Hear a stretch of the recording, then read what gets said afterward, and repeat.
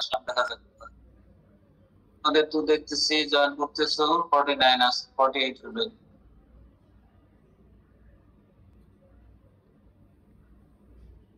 যারা যারা আসো বুঝতে, তাদের কোনো প্রবলেম থাকলে কোর্স নিয়ে কোনটা বুঝো না সেরকম বলো।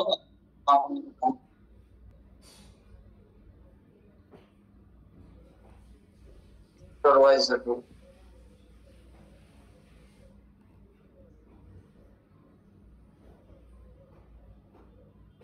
যারা আছো সবাই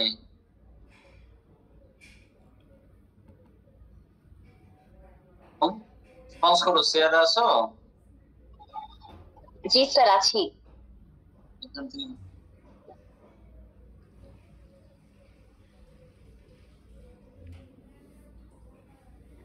টেনে যাবো, তো প্রথম দিকে হয় কি তোমাদের মিড টার্ম নিয়ে নিচ্ছি, এদিকে একটু এমফাসিস কমই থাকবে। একদম বেসিক কিছু জিনিস এটা টাকা টাকা ইয়ে থাকবে। অনেক ইন্টারাকশন বলতে আমরা ইন্টারাকশন করাচ্ছি, তাই না? ইন্টারাকশন খুব বেশি। পরবর্তীতে ওই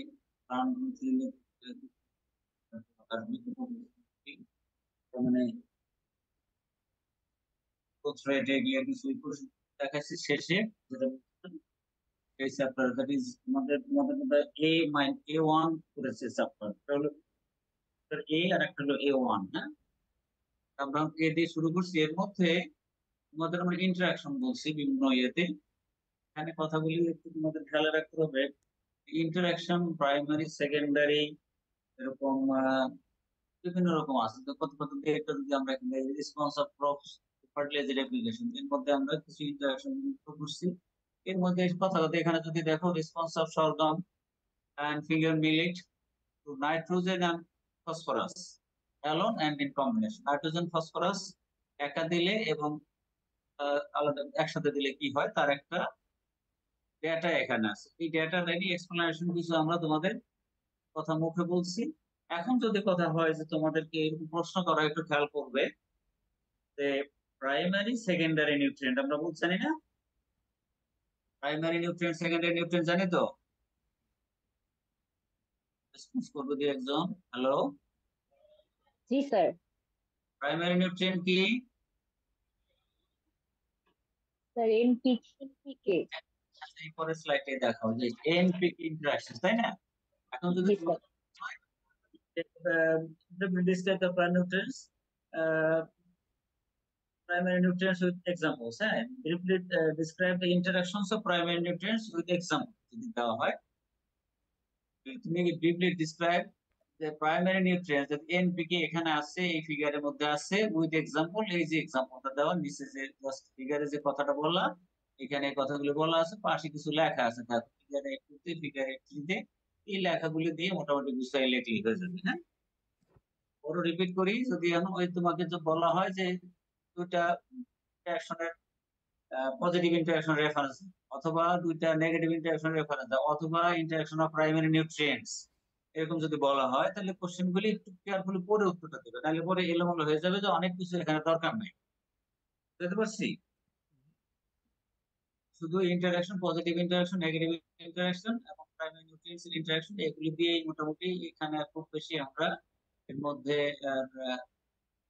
যেতে চাই না। হ্যাঁ, অন্য বেশি এখানে আছে ওগুলোর মধ্যে যাবো না, শুধু প্রাইমারি ইন্টারাকশন যেখানে যেখানে আছে ওগুলোর মধ্যে একটু দেখে নিব। এই স্লাইডের খুব বেশি সময় নিচ্ছে না। ঠিক আছে? জি স্যার। এরপরে আমি একটু স্লাইড শেয়ার করবো, হবে সিরিয়াল যাচ্ছি। বি তে ফার্টিলাইজার নিয়ে আমরা খুব বেশি এখানে একটা দিলে আমার ধারণা সেটা অন্য জায়গায় পাবো। তার বি নিয়ে খুব বেশি ইয়ে করতে চাই না, কিন্তু দেখো এখানে আমরা খুব বেশি পড়ানোর মতো, কোশ্চেন করার মতো ছোটখাটো দুইটা লিস্ট থাকা, তার নিচে জানা কামড় এখানে খুব বেশি কম্পিউটারটা স্লো লাগতেছে। এই যে এখানে বেসিস অফ ফার্টিলাইজার পারচেজ, কৃষির উপর বেস করে যে সাধারণত ফার্টিলাইজার প্রাইস কটন আমরা নিউট্রিয়েন্টের উপর, আর অন্যান্য এগুলি এই সমস্ত কাজে লাগবে। থাকলে ডাটা চাকরি হয় তখন। এরপরে আসি আমরা সিতে গিয়ে আমরা দেখি কি আছে।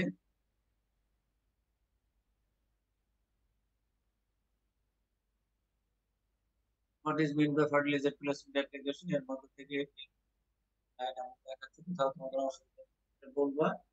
আর আমি এর মধ্যে টেনে যাচ্ছি, যদি কোনো কিছু থাকে বলো। ছোট একটা ইয়ে আছে ওখানে, হ্যাঁ, correct technique of broadcast fertilisation. Fertilisation correct টেকনিকটা কোথাও হয়তো আমরা বলতে পারি। আহ, মোটামুটি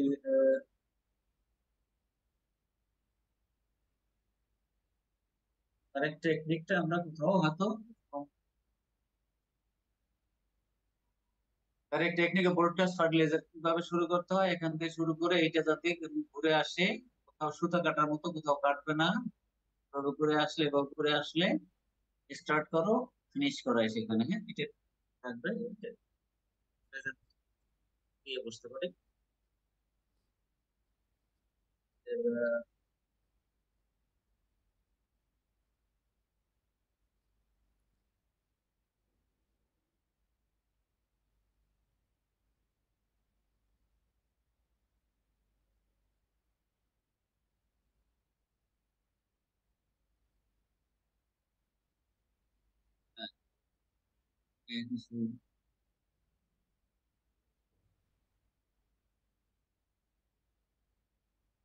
technical rate of nutrient or fertilizer in soil, এটা একটু এই চ্যাপ্টারটা ইম্পর্টেন্ট।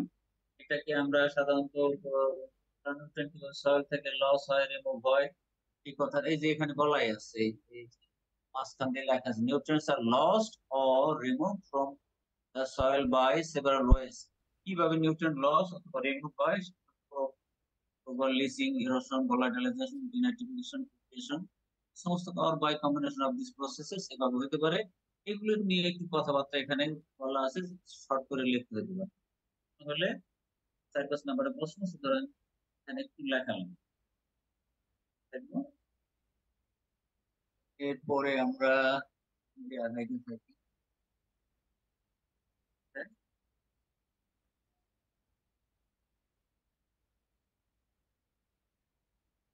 এখানে আরেকটা ইম্পর্টেন্ট কোশ্চেন হতে পারে, এই যে impacts of fertiliser application on soil quality. এটা মোটামুটি এটা একটু কোশ্চেনই। সয়েল কোয়ালিটির উপর এখানে দেখো স্লাইড গুলি কন্টিনিউ দেওয়া আছে। যে impacts of fertiliser application on soil quality, এর মধ্যে বিভিন্ন রকম প্যারামিটার এখানে আমরা যদি বলি, 66 স্লাইড, 67 এর পাশের স্লাইডের নাম্বার আছে। এখানেও কিন্তু ইম্প্যাক্ট ফার্টিলাইজার সয়েল কোয়ালিটি এর মধ্যে কথাবার্তা আছে। এখানেও কিন্তু কন্টিনিউশন, এখানে এসে দেখো continuation impacts of fertiliser soil quality, 2-3-4টা স্লাইড তো দেখতেই পাচ্ছি, 4-5টা স্লাইড এখানে আছে। এগুলির মধ্যে থেকে তোমরা একটা শর্ট করে লিখবে, হ্যাঁ। ফার্টিলাইজার সয়েল কোয়ালিটি অনেকগুলো স্লাইড আছে, এর মধ্যে নাম্বার এটা থাকলে হয়তো আমার ধারণা 5 তো থাকবেই, হ্যাঁ। 5 নাম্বার তোমাদের জন্য এখন অনেক সময়, হ্যাঁ, এটা ভাগ করে দিবা 5 নাম্বারের জন্য কতটুকু। আমি এই এটার পরেও দেখা যায় স্লাইড 9, এখান থেকে এই প্রশ্নটা important. Rate of fertiliser impact, দুটো একটু বড় আকারে থাকতেছে, খেয়াল করবেন। আর একটা জিনিস মনে রাখবে, এই চ্যাপ্টারে থেকে কোশ্চেন কিন্তু একটা কোশ্চেনের মধ্যে একই চ্যাপ্টার নাও থাকতে পারে, এলোমেলো থাকতে পারে। পড়াশোনা করে যেখানে যেটা উত্তর হয় সেখানে সেটা প্রশ্ন, চ্যাপ্টার ওয়াইজ কোশ্চেন নাও হয়। সাধারণত আমি একটু ওরকম চ্যাপ্টার ওয়াইজ কোশ্চেন করি না, তো অনেক ছেলেপেলে করে চ্যাপ্টার বাদ দিয়ে দিই। তারা একটু ভালো পড়াশোনা করে, তারা যেন রেগুলার সব পড়াশোনা করে। আর এর মধ্যে কোনো অসুবিধা হলে রেসপন্স করো, ঠিক আছে। জি স্যার। এরপরে আমাদের সয়েল রেজিলিয়েন্স জি। তো সয়েল রেজিলিয়েন্স এর মধ্য থেকে আমরা দেখি এবার হয়তো গেল বছর আসছে, যে কারণে গেল বললাম না, সাধারণত নিবি চাই না। রেজিলিয়েন্স কি, এটার ইম্পর্টেন্স কি, এগুলো জানতে হবে ব্যক্তিগত।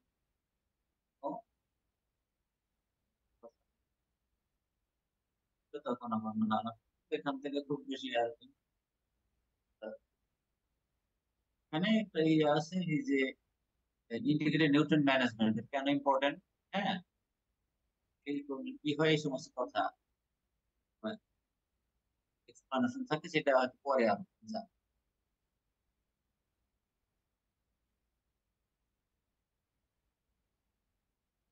এরপরে আমরা আসবো ABCDE এরকম করে করে যাই, তোমাদের স্লাইডে ভাবি তো আছে বলো।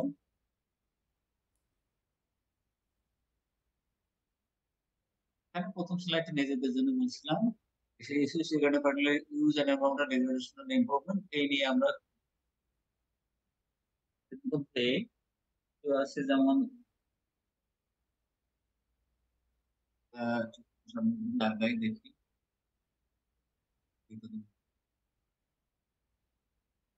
দেখা যায় এই যে কথাটা, what are the major environmental issues in Asian land and water development? এই কথাটা এটা দিলে 4 নাম্বার প্রশ্ন উত্তর হবে। একটা ফিগার আছে স্লাইডের মধ্যে আছে নিশ্চয়ই। What are the major environmental issues in Asian land and water development? এখানে একটু ইন্ট্রোডাক্টরি কথা আছে, এখানে এসে দেখবা এই যে environmental issues in land and water development for 13 Asian countries, এর মধ্যে লো ফার্টিলিটি এটসেট্রা এটসেট্রা বলা আছে, সোর্সেস দেওয়া আছে। এই মোটামুটি টেবিলটি কিন্তু কথা। এরপরে আছে যদি আমরা দেখি কি আছে এরপরে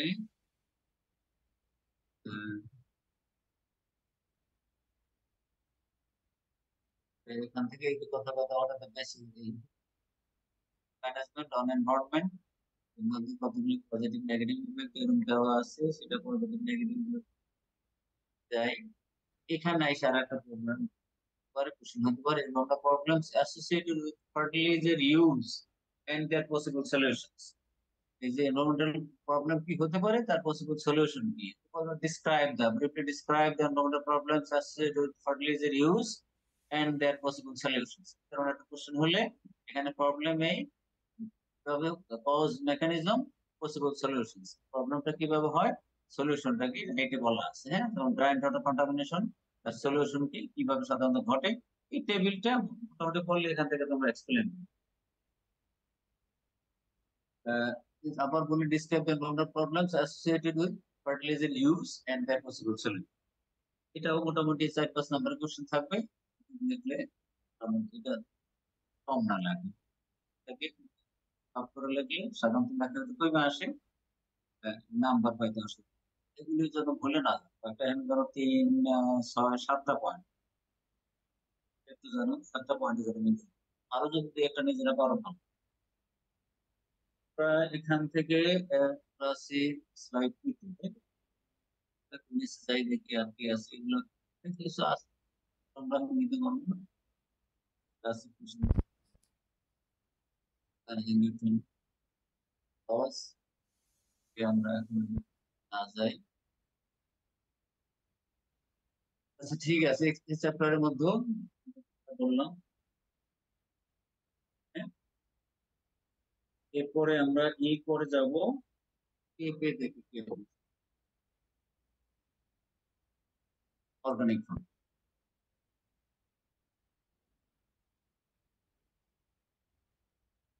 অর্গানিক ফার্মিং এর মধ্যে আমরা সাধারণত এই যে মডার্ন এগ্রিকালচার, কেন এটা মডার্ন এগ্রিকালচার, মডার্ন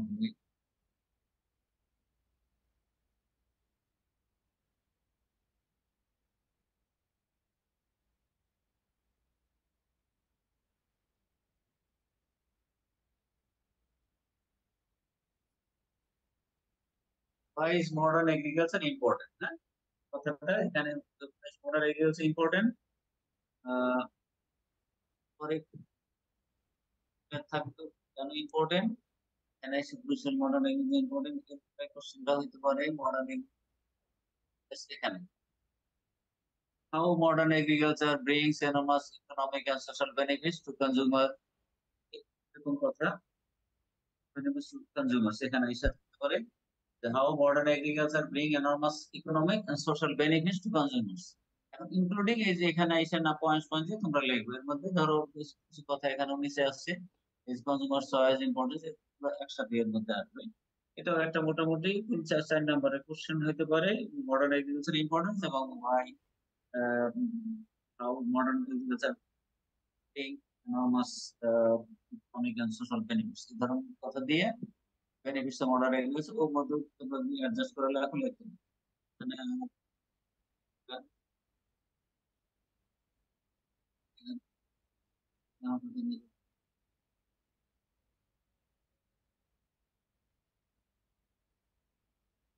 ঠিক আছে,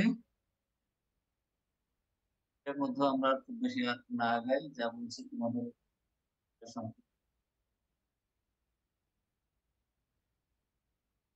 এরপর জিএইচ এইগুলো বোধ আমি থেকে পড়াইছিল কিছু একটা, তো যাই হোক স্লাইডে না থাকলে ওর উপরে এটাই এতে চলে যায়, যে স্লাইডে আছে এখানে আমার।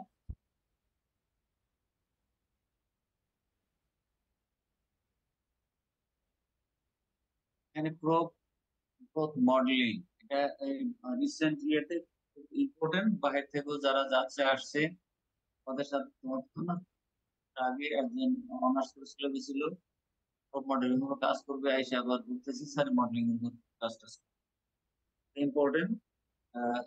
এখান থেকে আমরা সাধারণত আমরা ডেভেলপ করবো প্রিকশনারি অ্যাপ্লিকেশন কি দেওয়া আছে এখানে।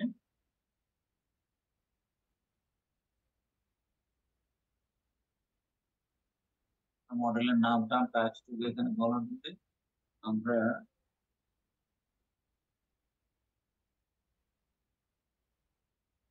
what should be done for the development of prop models and their precautionary application, ঠিক আছে? এটা একটা মোটামুটি তোমাদের এখানকার জন্য ইম্পর্টেন্ট।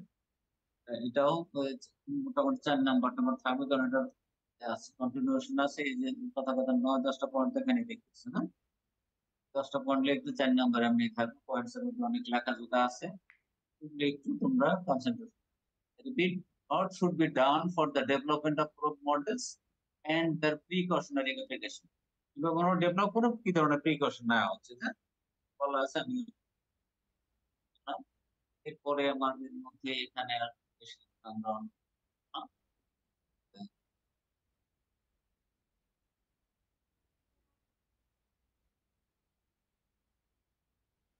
তোমাদের লাস্টে একটা চ্যাপ্টার পড়াইছিলাম, যেটা A1, এই চ্যাপ্টারটা পরে পড়াইছি, যে স্লাইড এক্সপ্রেশন না, এই চ্যাপ্টারটা ওই এর সাথে সাথেই পড়ানো ছিল, কিন্তু তোমাদের এটা একটু মোটামুটি কিছু গ্রোথ নিয়ে কথা কথা আছে।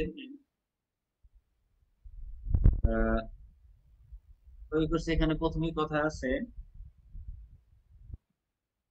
দেখো এই স্লাইডের মধ্যে growth and growth expression, define growth of plant growth কি, দ্বিতীয় স্লাইডে গ্রোথ কার্ভ, প্রথম স্লাইডে গ্রোথ কার্ভ, দ্বিতীয় স্লাইডে যদি আমরা আসি, define growth rate, how do we express ইট, আমরা গ্রোথ রেটটাকে কিভাবে এক্সপ্লেইন করবো এটা একটু মন দিয়ে জানা উচিত।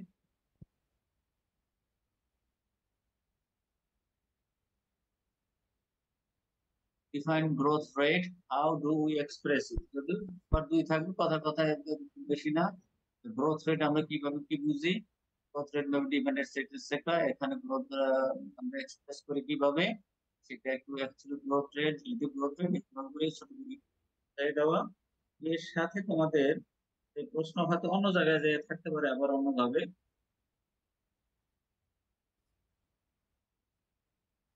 দেখি, এখান থেকে অঙ্ক থাকার কথা। মিশ্রাল ইজ ইকুয়েশনের কনসেপ্ট আছে, টেকনিক আছে, দেখি আগে মিশ্রাল ইজ কি অবস্থা, ঠিক তোমাদের আছে ক্যালকুলেট দ্য মিশ্রাল।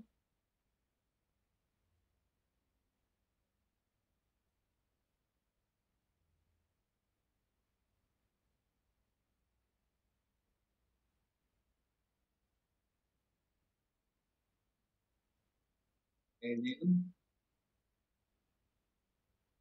এখানে এসে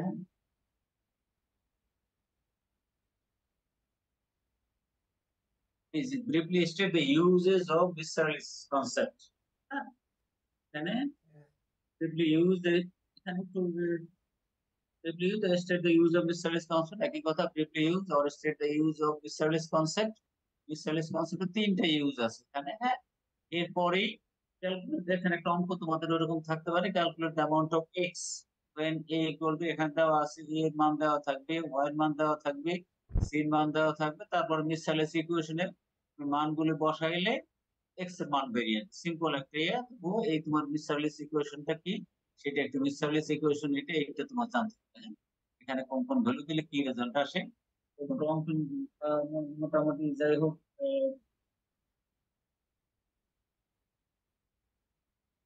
এর জন্য হয়তো ধরো 2 3 নাম থাকবে কনসেপ্ট যদি বলা হয় ঠিকঠাক পয়েন্ট আছে থাকতে পারে এগুলি একটু কেয়ারফুলি দেখবে, হ্যাঁ? অঙ্কটা একটু দেখে নিও, কঠিন কিছু না। যদি কোনো কথা থাকে না বুঝবে এখন কথা বলবো, সমস্যা আছে কোনো? হ্যালো, না স্যার। মোটামুটি আমি যাচ্ছি তো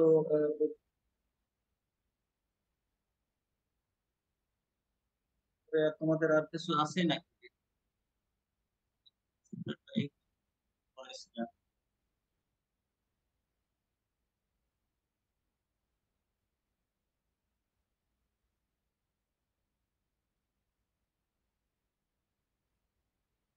কি বললাম?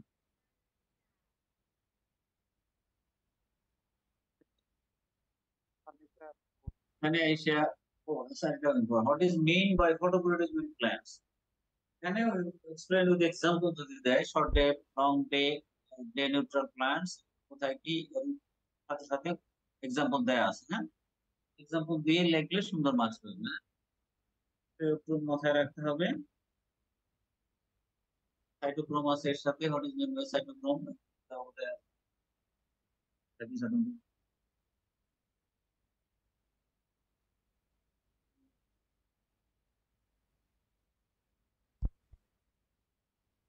সাইটোক্রোমটা photovoltaic plants what is mean by photovoltaic plants explain with example এরকম কথা হলে একটু স্লাইডটা মোটামুটি মাথায় রাখতে হবে। আছে পরের স্লাইডে what is cytochrome system, হ্যাঁ এই সাইটোক্রোমটাও ইম্পর্টেন্ট, এটা একটু মাথায় রাখবে। what is mean by cytochrome system, সেই cytochrome systems বললে এই যে কতগুলি কথা বলা আছে এখানে তোমরা সবগুলো টেনে নিয়ে আসবে।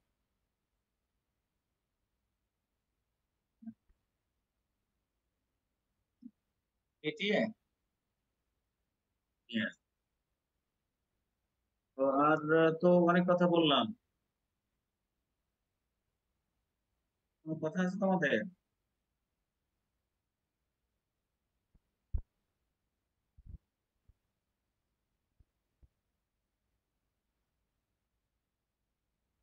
পরে কিছু থাকে ছোটখাটো যেমন আমরা available form of plant nutrients জানি, হ্যাঁ?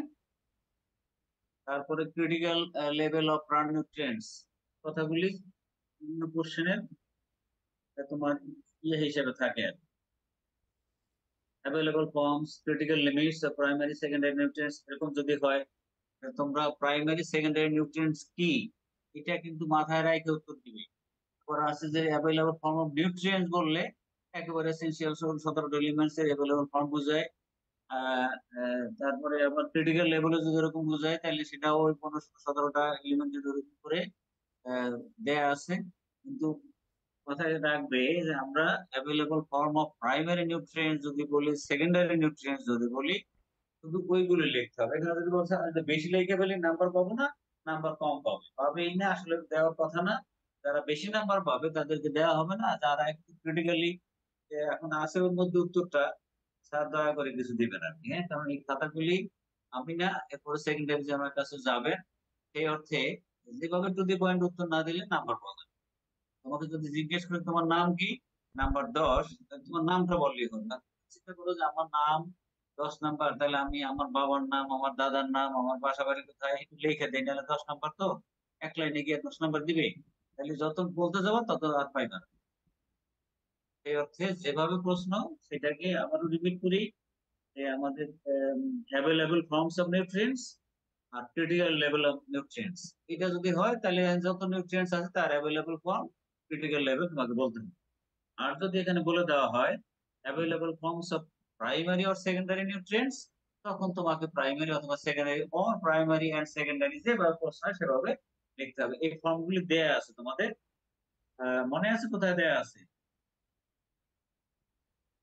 জি স্যার। বের করে দিতে হবে। এখান থেকে আমরা বের হয়ে যাই। এখানে আর কি খুব বেশি তোমাদের আর ধরতে গেলে এখন ঠিক আছে তোমার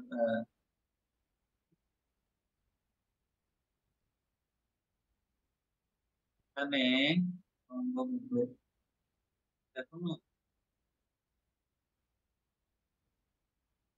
এখানে যে ইন্ডাস্ট্রি আছে বাংলাদেশ, এখানে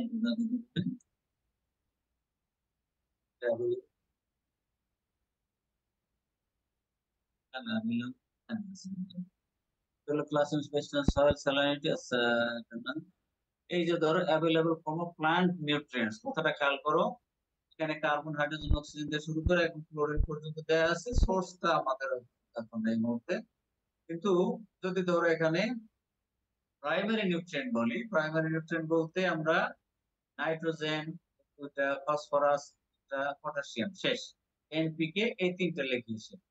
আবার যদি এর সাথে সেকেন্ডারি নিউট্রিয়েন্ট বলি তাহলে calcium, magnesium, sulphur, sulphur, calcium, magnesium, এই তিনটা এই ছটা লিখলেই তোমার প্রাইমারি সেকেন্ডারি হয়ে গেল। ক্রিটিক্যাল লেভেলটা কোথায়?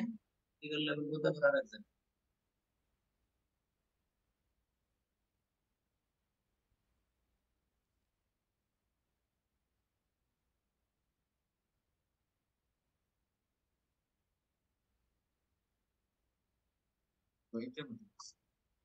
এই যে এখানে critical limits of nutrient elements, ঠিক আছে।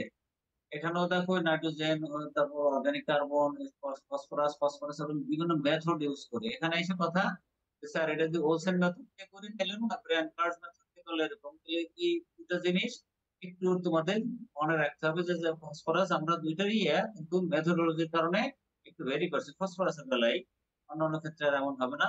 সালফার, তারপরে ম্যাগনেসিয়াম, এগুলি তোমরা এখানে যেমন এনপিকে এক জায়গায় লেখা নাই, তোমরা সেভাবে আলাদা করে করে সেখান থেকে জানো জেনে নেবে। এন এখানে নাইট্রোজেন পার্সেন্ট, পি দুইটা, এ হলো এখানে, হ্যাঁ, বি ইকুইভ্যালেন্ট পার 100 গ্রাম, সি মোল পার কেজি। মিলি ইকুইভ্যালেন্ট পার 100 গ্রাম, এখন বর্তমান মডার্ন ইউনিট হলো সি মোল পার কেজি। তবে আমরা এগুলো থাকি মেথড এক্সট্রাকশন হয়েছে, এটা দরকার নাই। কিন্তু এখানে এসে যেহেতু ফসফরাস, কেউ একটা লিখে বসলো যে স্যার আমি লিখছি 7, ও লিখছে 10। এখন যেহেতু বলে দিলাম যে যেহেতু দুটো আছে দুটো দেওয়াই ভালো, দুটো দিয়ে খালি একটা অলসেন মডিফাইড অলসেন মেথড আর একটা হলো ব্রেয়ান কার্স মেথড। এত কিছু বলার দরকার নেই, এখানে বলা আছে নিউট্রাল প্লাস ক্যালকুলাস সয়েলের জন্য এরকম, এবং ব্রেয়ান কার্স মেথড সাধারণত অ্যাসিড সয়েলের জন্য ব্যবহৃত হয় যখন আমরা অ্যানালাইসিস করি। অর্থাৎ তোমাদের মাথায় রাখতে হবে অ্যাসিড সয়েলে ফসফরাস কম থাকে, আর নিউট্রাল অথবা ক্যালকুলাস সয়েলে ফসফরাস একটু বেশি থাকে। এখান থেকে এই জিনিসটা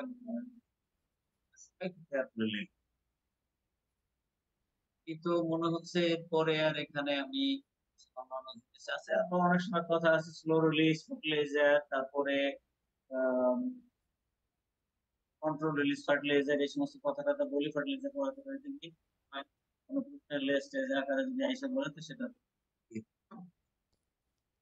আর কিছু তো মনে এগুলি অনেক এই সমস্ত পদের এখন না যাই। আর কিছু আছে তোমাদের? এখন বলো তোমাদের মধ্যে থেকে আমি যা আলোচনা করলাম এর মধ্যে পড়লে ভালো হয়ে যাবে। আর ও আচ্ছা, তোমাদের ম্যাডাম কি ক্লাস নিচ্ছে? স্যার ম্যাডাম হচ্ছে প্রায় অনেকদিন আগেই নিয়েছিলেন ক্লাস, 2-3 মাস আগে। তাহলে ম্যাডামের সাথে যোগাযোগ করো। জি স্যার।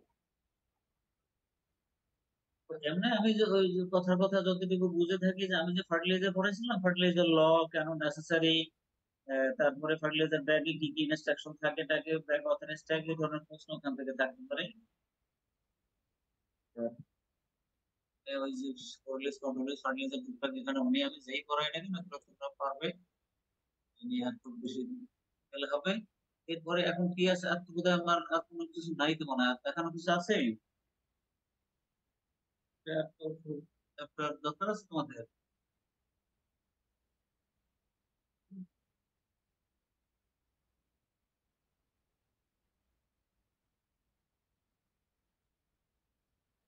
অনেক দেখাই ফেলছে তো মনে হয়। আর নতুন করে খুব একটা কিছু তোমাদের দরকার নাই। এখন অনেক সময় বিভিন্ন রকম কথাবার্তা আমরা বলে থাকি, যেমন ওই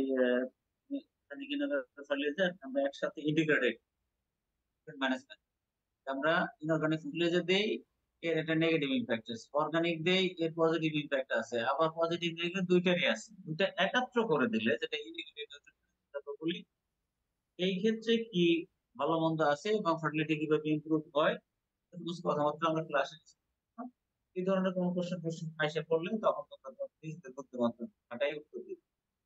কথাটা ওরকম, অর্গানিক ইনঅর্গানিক খাটাই দিলে ফার্টিলিটি স্ট্যাটাস ভালো, গ্রোথ ডেভেলপমেন্ট ভালো হয়, ব্যালেন্স সাপ্লাই। ইমিডিয়েট দরকার হলে ইনঅর্গানিক সাপ্লাই থেকে পায়, আবার স্লো দরকার হলে তখন অর্গানিক পার্ট থেকে পায়। তাতে করে আমরা যেমন এখন 100 কেজি ফার্টিলাইজার লাগবে, 50 কেজি দেবো অর্গানিক ফার্টিলাইজার আর 50 কেজি দেবো inorganic fertiliser. Inorganic fertiliser immediate use হবে, আর গাছ একসাথে তো নেবেন না, গ্রাজুয়ালি নিতে গেলে অর্গানিক ফার্টিলাইজার থেকে নেবেন। তাতে করে আমাদের সয়েল হেলথ ভালো থাকে, পরিবেশ ভালো থাকে এবং গাছের সয়েল ফার্টিলিটি ইমপ্রুভ হয়, প্লান্ট গ্রোথ ভালো। সমস্ত কথায় নিজেদের তারা ভালো, তাদের বলেছিলাম, তারা হয়তো চিন্তা করে। এখন মোটামুটি আমাদের শেয়ারিং স্টপ করে দিয়ে দেখি তোমাদের যদি কোনো বক্তব্য থাকে এরপরে আলাপ করতে পারবো। আজকে কথা কিন্তু কম বলি নাই, অনেক কথা বলছি। ঠিক আছে, তোমাদের সাধারণত আহ আহ, 6টা কোশ্চেন নেবো, প্রত্যেকটা কোশ্চেন 10 থেকে 60 নম্বর থাকি। যে তোমাদের 8টা কোশ্চেনের মধ্যে আমার পার থেকে মিনিমাম 5টা তো পাবেই, বেশি হতে পারে, কারণ পড়ার এদিকে ওয়েটেজ বেশি থাকে। আশা বুঝছো, আর থাকবে ফার্টিলাইজার পরে কি করে ওভারল্যাপিং করলে সেক্ষেত্রে ফার্টিলাইজার ল নেসেসারি রেস্ট্রিকশন থাকে। তা পড়াইছে, ভুল পড়াইছেন, যে কোনো ভালো দেওয়া যায় সেটি। আর কিছু তোমাদের বলার না থাকলে তার শেয়ার না করেই এখন সময়ের মূল্য অনেক। নাকি ঘুমিয়ে গেছে নাকি? পারে তো না, 2-3 দিন ঘুমিয়ে গেছে, কারণ তখন দেখলাম। তাহলে শেষ করবো কথা, তোমাদের কিছু না থাকলে।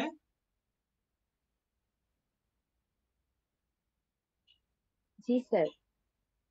বাইকো ছেলে ইয়ে নাম মাহতাব,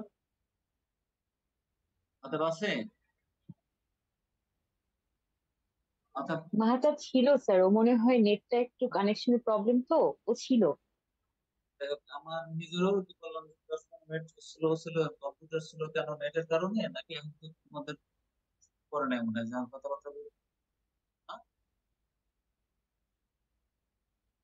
যাই হোক, আর সময় না নেই, অনেক কথা হলো, আশা করি কোনো অসুবিধা হবে না। আর যদি এর মধ্যে ইয়ে করো, পরীক্ষা তো সময় আছে, তাই না? জি স্যার, সময় সময় আছে।